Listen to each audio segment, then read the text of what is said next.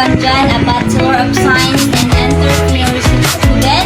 Today, I will interviewing one entrepreneur for my performance class.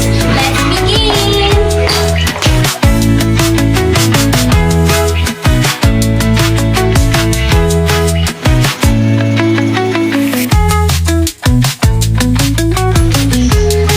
Mayong buntag, sir. Ganang pwede mga yoga may lang ganang time, sir. Magtana lang po, lima lang ang question.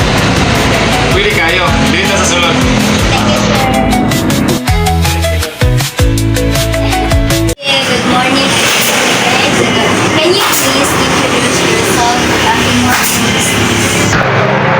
Good morning. My name is John Marvin A. Buison. I am the owner of One Valencia LPG store. This is an LPG industry, LPG household and pangsugnod sa balay.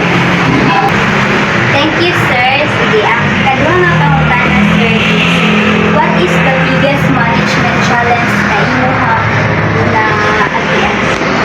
Biggest challenge management so far na akong encounter is manpower.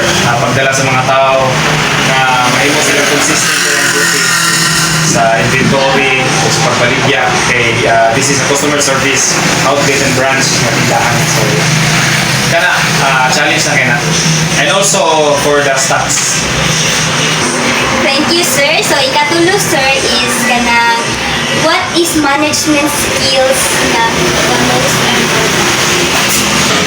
Well, for me, the very important about management skills about ano yung business is being patient sa manpower sa mga tao, especially ng mga patungod na na-identity na tumalikayan, na dinili po pero itong mga panawan. Also sa sales, na yung sa career sa iyo, so being patient and consistency sa matagal daw ka na kayo. Thank you, sir.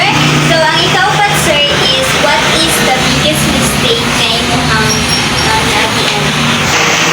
Biggest mistake, kanang mga mali nga desisyon, especially sa pag-purchase. Sometimes, pag-purchase ko mahal na stock and then nag-roll back, so barato ang pagkabaligya, so losing na sa tindahan lang itself.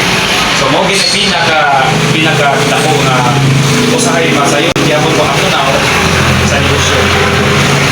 Yes, sir. So, last but not the least, sir, is unsa ang imo mga advice sa mga future entrepreneurs? Ilang sa mga Well, for the future entrepreneur, ayaw ka itong risk sa inyong ganahan nga negosyo. Dili ka man